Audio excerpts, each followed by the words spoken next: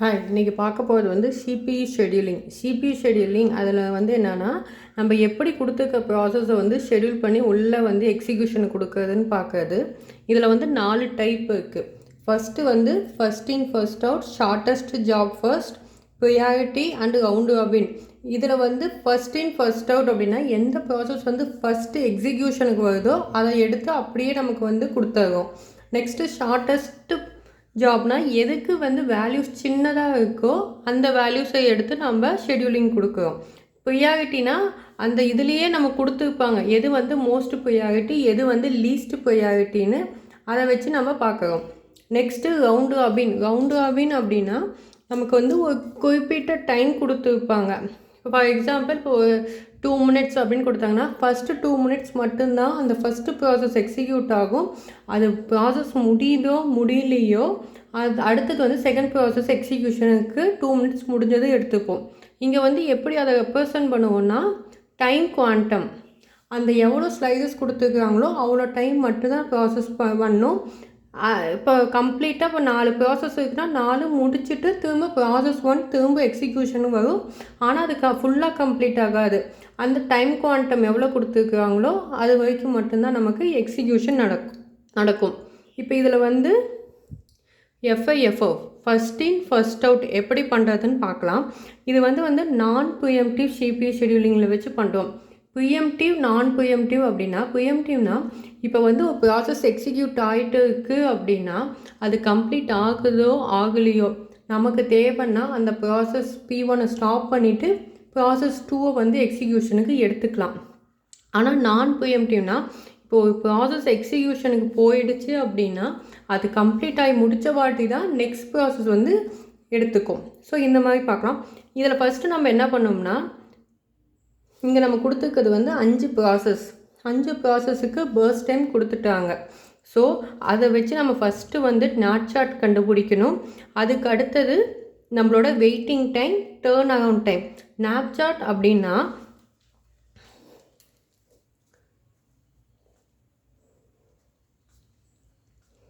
First இனிஷியலாக நமக்கு ஏதாச்சும் வந்து வெயிட்டிங் டைம் இந்த ப்ராசஸ் இருக்கான்னு பார்க்குறோம். மோஸ்ட்லி இருக்காது. ஸோ வெயிட்டிங் டைம் வந்து இப்போ ஃபஸ்ட்டு 0 நம்ம எடுத்துக்கிறோம். 0ல் எந்த ப்ராசஸ் ஃபஸ்ட்டு வந்து கொடுத்துருக்கோமோ அது எக்ஸிக்யூஷனுக்கு நம்ம எடுத்துக்கிறோம். That is P1. P1ஓட பர்ஸ்ட் டைம், அதாவது P1 வந்து நமக்கு கம்ப்ளீட் ஆகிறதுக்கு எவ்வளோ நேரம் எடுத்துக்கும் அப்படின்னா 8. ஸோ அந்த டைம் முடிஞ்சால் தான் நமக்கு என்ன ஆகுது, P1 கம்ப்ளீட் ஆகி P2க்கு போகும். ஸோ அப்போ இது வந்து 8 கம்ப்ளீட் ஆகும்போது இங்கே 8ல் வந்து கம்ப்ளீட் ஆகிடுதா. அதுக்கு அடுத்தது P2 எடுத்துக்கிறோம். P2 எவ்வளோ நாள் எடுத்துக்கு 4. ஸோ இங்கே வந்து எனக்கு என்னது P2 முடிக்கிறதுக்கு 4. ஸோ அப்போ 8 + 4. இப்போ எனக்கு P2 ப்ராசஸ் முடிக்கும் போது எனக்கு மொத்தமாக 12 seconds முடிஞ்சது அப்படின்னு எடுத்துக்கலாம். நெக்ஸ்ட்டு P3 எடுத்தோம்னா P3 வந்து எவ்வளோ நாள் எடுத்துக்க போகுதுங்க 5. ஸோ அப்போ P3 முடிக்கும் போது எனக்கு எவ்வளோ செகண்ட்ஸ் முடிச்சிருக்கும் 12 + 5 17. அடுத்தது P4 நம்ம எடுத்துக்கிறோம். P4 எவ்வளோ நேரம் 2 seconds அப்படின்னு எடுத்துட்டோம்னா இது முடிக்கும் போது நமக்கு எவ்வளவு 19. ஸோ ஃபைனல் ப்ராசஸ் P5 எவ்வளோ நேரம் எடுத்துக்கணும்னா 1. ஸோ இது முடிக்கும் போது நமக்கு வேல்யூ என்னது 20. ஓகேவா. அதாவது நமக்கு கொடுத்துருக்க P1 ப்ராசஸ் இனிஷியலாக எந்த வெயிட்டிங் டைம் இல்லாமையே ஸ்டார்ட் ஆகுது. வெயிட்டிங் டைம் இருந்துச்சுன்னா தான் இங்கே வந்து 0க்கு பதிலாக எவ்வளோ வெயிட்டிங் டைம் கொடுத்துருக்காங்களோ அதை நம்ம ரெப்ரசன்ட் பண்ணோம். ஸோ இங்கே எதுவுமே இல்லாதனால 0ல் ஸ்டார்ட் ஆகி P1 எவ்வளோ நேரம் எடுத்துக்கும் அந்த ப்ராசஸ் கம்ப்ளீட் ஆகனா 8 seconds அப்படின்னா. ஸோ அந்த 8 seconds முடிக்கும் போது 0ல் ஸ்டார்ட் பண்ணும்போது 8 seconds முடிக்கும் போது இங்கே என்ன ஆகுது P1 வந்து 8 seconds ஆகும்போது ப்ராசஸை கம்ப்ளீட் ஆகிடுது. Next P2 4 seconds. So complete ஆகும்போது 12 seconds ஆகிடுது. நெக்ஸ்ட்டு P3 5 seconds எடுத்துக்குது. ஸோ P3 கம்ப்ளீட் ஆகும்போது 17. ஸோ P4 வந்து 2 seconds 19 ஆகிடுது. P5 1 second எடுக்குது அந்த வேலையை முடிக்க. ஸோ 20 ஆகிடுது. ஸோ மொத்தமாக இது வந்து 20 seconds ப்ராசஸ் அப்படின்னு எடுத்துக்கலாம். இதில் நம்ம ஃபஸ்ட்டு என்ன பண்ணோம்னா வெயிட்டிங் டைம் வெயிட்டிங் டைம் அப்படின்னா நம்மளோட ப்ராசஸ் என்னென்ன ப்ராசஸ் இருக்குதுன்னு ஃபஸ்ட்டு எடுத்துக்கிறோம். P1, P2, P3, P4 and P5 இதுதான் நம்மளோட வெயிட்டிங் டைமுக்கு ப்ராசஸ்ஸு. அப்போ வெயிட்டிங் டைம் எப்படி கால்குலேட் பண்ணுவோம் அப்படின்னா, இனிஷியலாக நமக்கு என்னது 0வா, ஸோ நமக்கு எந்த வெயிட்டிங், அப்போ P1 ஸ்டார்ட் ஆகும்போது அதோட வெயிட் டைம் என்ன 0 தான். ஸோ அப்போ 0 - 0 அப்படின்னும் போது நமக்கு P1க்கு எந்த வெயிட்டிங் டைமே இல்லை. எப்போ P1 எக்ஸிக்யூஷனுக்கு வருதோ உடனே நம்ம அதை வந்து கொடுத்துடலாம் அப்படின்னு அர்த்தம். அதுக்கு அடுத்தது P2 எவ்வளோ நேரம் ஸ்டார்ட் ஆகும்போது அதோட டைம் என்ன 8. இனிஷியலாக நமக்கு இது வெயிட்டிங் டைமு 0. ஸோ அப்போ P2 வந்து எக்ஸிக்யூஷனுக்கு எடுக்கிறப்ப நமக்கு 8 செகண்ட்ஸ் முடித்தா மட்டும்தான் P2 வந்து ப்ராசஸ். அப்போனா P2வோட வெயிட்டிங் டைம் என்ன 8 செகண்ட்ஸ்.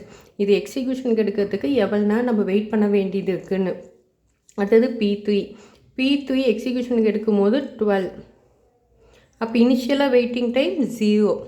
ஸோ அதே 12 தான் வரும்.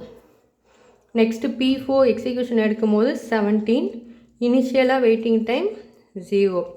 P4 வெயிட்டிங் டைம் இது எக்ஸிக்யூஷனுக்கு வரும்போது 19 - 0 19. ஓகேவா. இப்போ இதில் நம்ம என்ன பண்ண போகிறோம் அப்படின்னா இதோட டோட்டல்.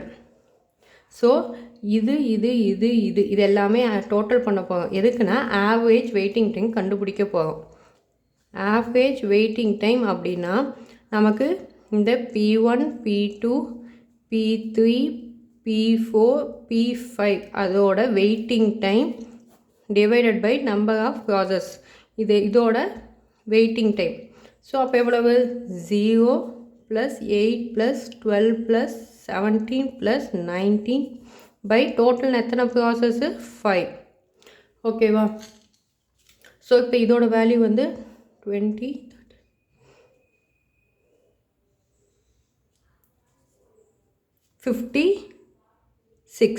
பை 5. ஸோ அப்போ அது வந்து 11.2.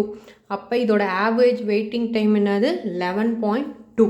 ஸோ இப்போ வெயிட்டிங் டைம் கண்டுபிடிச்சிட்டோமா. அதுக்கு அடுத்தது turn around time.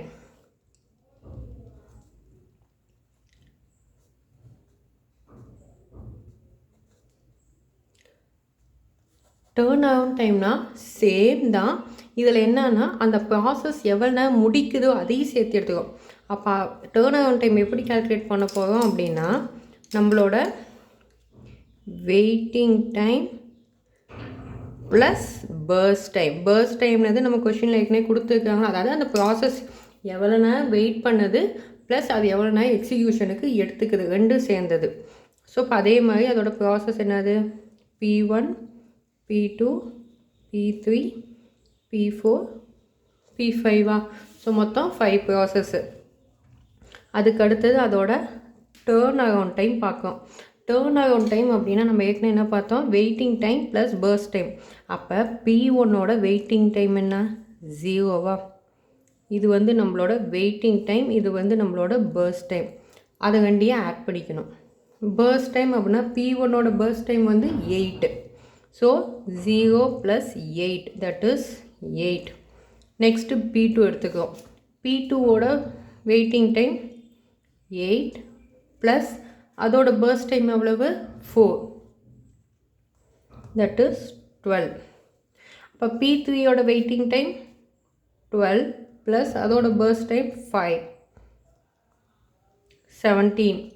P4ஓட waiting time 14 அதோட பர்ஸ்ட் டைம் 2 19. நெக்ஸ்ட்டு P5ஓட வெயிட்டிங் டைம் 19 + 1 20. ஓகேவா. அப்போ இது கிடச்சிருச்சா. இதுக்கு நம்ம ஆவரேஜ் கண்டுபிடிக்கிறோம். Next average turn around time. அது என்னது அதே தான். இந்த வேல்யூஸ் எல்லாம் ஆட் பண்ணிக்கும். 8 + 12 + 17 + 19 + 20 divided by number of process 5. So அப்போ அதோட வேல்யூ நமக்கு இதே தான் வருது. 56 எக்ஸ்ட்ராவாக என்னது ஒரு 20 ஆட் ஆகுது. So 76 by 5. அப்போ இதோட ஆவரேஜ் வெயிட்டிங் டைம் வந்து 15.20.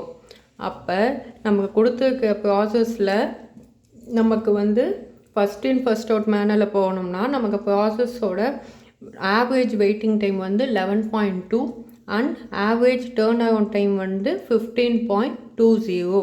இதுதான் வந்து first in first out. Okay, thank you.